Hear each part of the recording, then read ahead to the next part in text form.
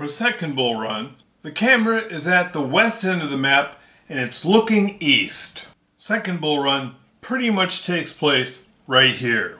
General Jackson has gone to ground on Sudley Mountain. General Pope has forces on Henry Hill and more forces coming in. General Jackson is holed up here and he's waiting for Lee and Longstreet to come in this way up the Warrenton Turnpike.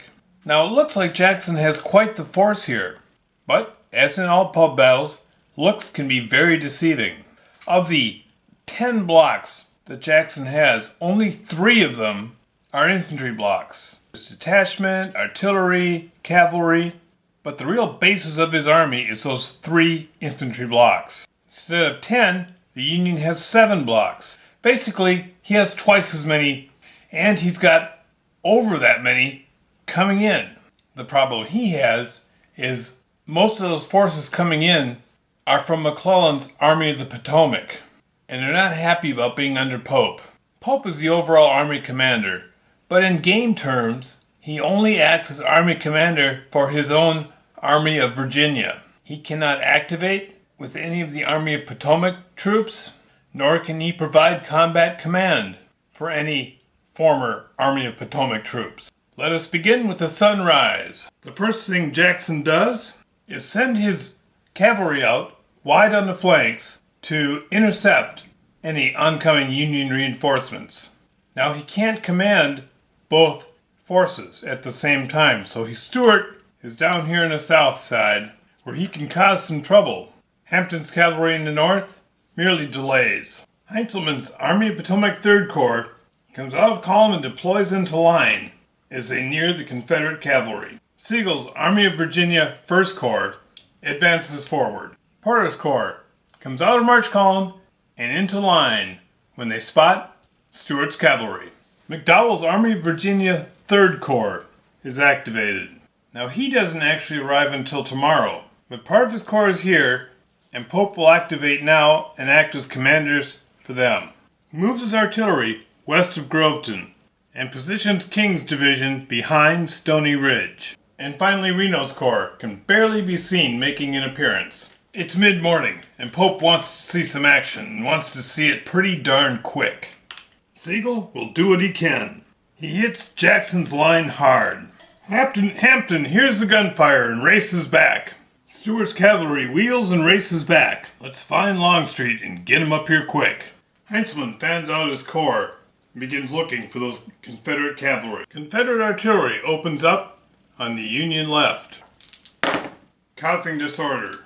Reno's corps is racing up old cow paths looking for the Union army, and Porter advances his line.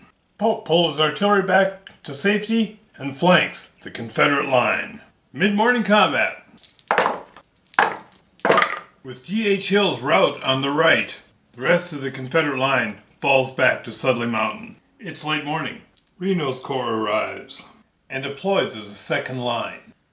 Heintzelman's 3rd Corps almost catches the cavalry. Lee and Longstreet arrive without a moment to spare. Hood's division secures Confederate right. Porter begins building a line with his corps. Jackson deploys bags and rallies his troops. His artillery fires into the flank of the Union flankers.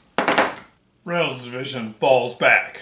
Pope dresses his line. Sigel's corps keeps the pressure up. Combat on the northern end of Sudley Mountain.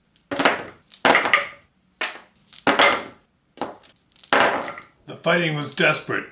Sigel pushed with everything he had, and now he has nothing. But there's a hole in the southern line, and the bags are exposed.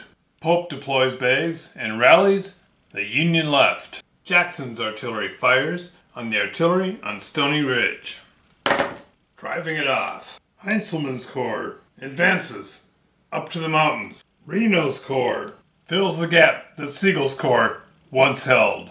Longstreet's corps advances on the Union left. Hood's Texans are driven back. It's mid-afternoon. Pope's artillery tries to silence the southern guns, which they do. Longstreet's artillery opens up on Porter's men, driving them back. Heintzelman's corps drives across Bull Run at Sudley Springs. Reno shows no mercy.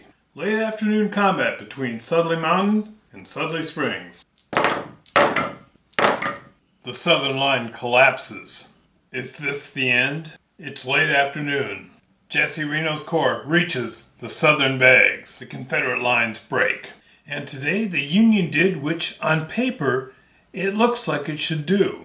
I do have to admit this is one of the few games where Jackson's defenses fell so quickly. Nevertheless, good game.